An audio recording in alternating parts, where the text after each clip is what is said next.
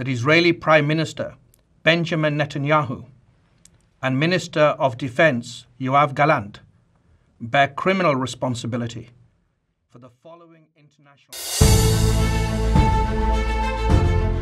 21 November বৃহস্পতিবার Israeli প্রধানমন্ত্রী Benjamin Netanyahu এবং দেশটির সাবেক প্রতিরক্ষা মন্ত্রী ইয়োভ গ্যালান্টের বিরুদ্ধে গ্রেফতারি পরোয়ানা জারি করেছে আন্তর্জাতিক অপরাধ আদালত আইসিসি। এটি পশ্চিমা গণতন্ত্রের আদলে তৈরি কোনো দেশের নেতার বিরুদ্ধে গ্রেফতারি পরোয়ানা জারির প্রথম ঘটনা। সম্প্রতি এই গ্রেফতারি পরোয়ানার সিদ্ধান্তের বিরুদ্ধে আপিল করার সিদ্ধান্ত নিয়েছে ইসরায়েল। 27 নভেম্বর বুধবার দেশটির প্রধানমন্ত্রীর কার্যালয় থেকে এক সংক্ষিপ্ত বিবৃতিতে এ তথ্য নিশ্চিত করা হয়েছে। বিবৃতিটিতে বলা হয়েছে, যদিও ইসরায়েল আইসিসির পরোয়ানা প্রত্যাখ্যান করেছে, তবে তেল আবিব আদালতকে জানিয়েছে রায়ের বিরুদ্ধে আপিল জমা দেওয়া হবে।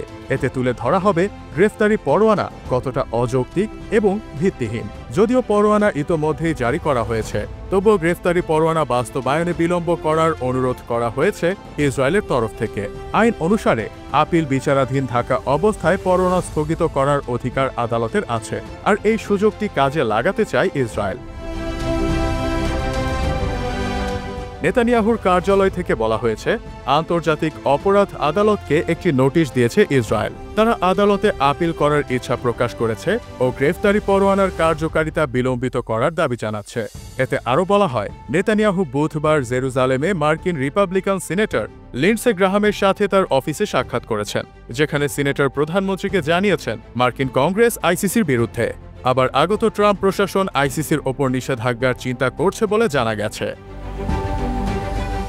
এদিকে বারংবার প্রশ্ন উঠছে, নেতানিয়াহু কি আসলেও গ্রেফতার হবেন? কিছুদিন আগে এই বিষয়ে সংবাদ মাধ্যম বিবিসি একটি প্রতিবেদন প্রকাশ করে, যেখানে বলা হয়েছে ইসরায়েল আইসিসির সদস্য দেশ না হওয়ায় এর ওপর আন্তর্জাতিক অপরাধ আদালতের কোনো এখতিয়ার নেই বলে দাবি করে দেশটি। তবে 21 নভেম্বর গ্রেফতারি পরোয়ানা ঘোষণা করার সময় আইসিসি জানায় যে এর সদস্য রাষ্ট্র ফিলিস্তিনের আঞ্চলিক বিচারিক এখতিয়ারের ভিত্তিতে ইসরায়েলের ওপর বিচারিক ক্ষমতা প্রয়োগ করতে পারে।